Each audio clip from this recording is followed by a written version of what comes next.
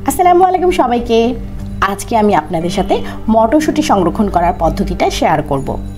আমি জানি আপনারা বেশিরভাগই মটরশুঁটি কীভাবে সংরক্ষণ করতে হয় সেটা আপনারা জানেন, তারপরে আমার ছোট ভিডিওটা আপনাদের সাথে শেয়ার করছি। আমার মটরশুঁটিগুলোর বেশিরভাগটুকুই আমার রাজকন্যা বেছে দিয়েছিল। তার মটরশুঁটি বাছতে খুবই ভালো লাগে, তাই সে আমাকে একটু হেল্প করেছিল। মটরশুঁটিগুলো বাছা হয়ে যাওয়ার পরে আমি পানি দিয়ে একটু ভালো করে ধুয়ে নিয়েছিলাম। তারপরে চুলোয় আমি পানি বসিয়ে দিয়েছিলাম।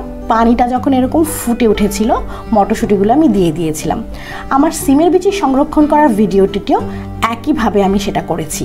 মটরশুঁটি দেবার 2 থেকে 3 মিনিট একটু অপেক্ষা করতে হবে। তারপর যখন পানিটা ফুটে উঠবে ঠিক সেই সময় অনেকে নামিয়ে নেয়, কিন্তু আমি কয়েক সেকেন্ড ওয়েট করি। আমি 20 থেকে 30 সেকেন্ড ওয়েট করে তারপরে মটরশুঁটিটা নামিয়ে আমি পানির নিচে দিয়ে ঠান্ডা করে নিই, যেন ভেতর থেকে গরমটা চলে যায়।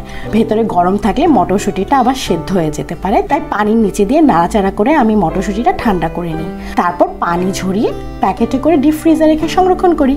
পরবর্তী ভিডিও দেখার আমন্ত্রণ রইল। ধন্যবাদ সবাইকে।